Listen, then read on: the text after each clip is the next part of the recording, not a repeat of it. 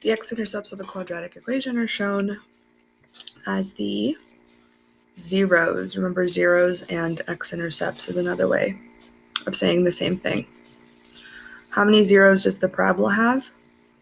It has 2 zeros because it crosses the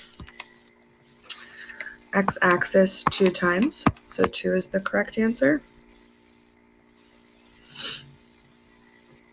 How many solutions does this have? Solutions are the same as x-intercepts. So how many x-intercepts does it have?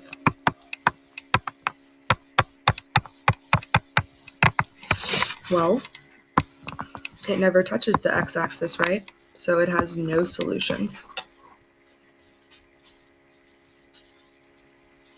How many solutions does the graph have? Well, in this case, it touches the x-axis once at 0.5.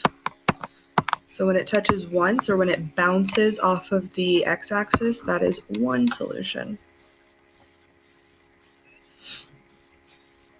Name the x-intercepts. Well, there are 2.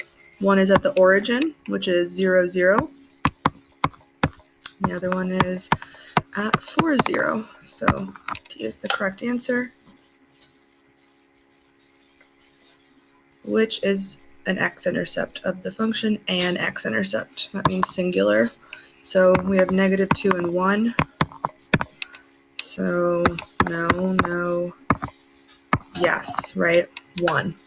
So 1 would have been the correct answer. The height of the water balloon that is launched into the air is given by h of t equals -5x squared plus 20x plus 25. When will the balloon explode on the ground? Graph and Desmos. So we have -5x squared plus 20x plus 25.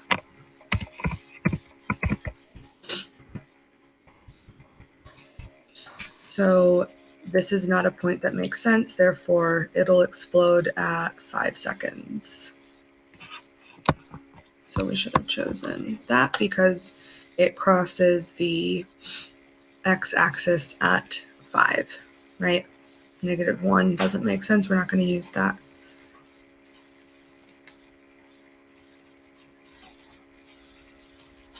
Find the zeros of the function. You graph and Desmos. So 2x squared minus 7x minus 30.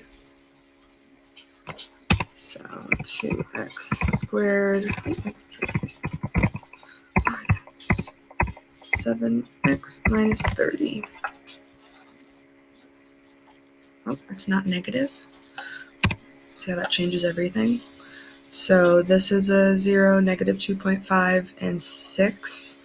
So -2.5 and 6. Well, I don't see -2.5. They've converted the decimal into an improper fraction, but I do know that one of the zeros is +6, so I'm going to go ahead and eliminate this one because it has a -6 and this one.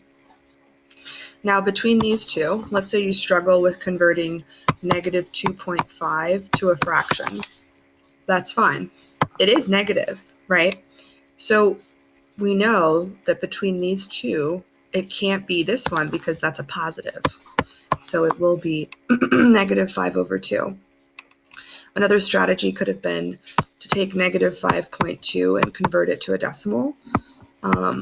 And we would have seen that 2 goes into 5 2 times with a remainder of 1,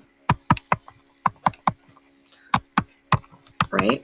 So you could have worked backwards from the answer to figure out how it matches the x-intercept from Desmos, or you could have used the negative to eliminate option B, and you would have ended up with option A just through elimination.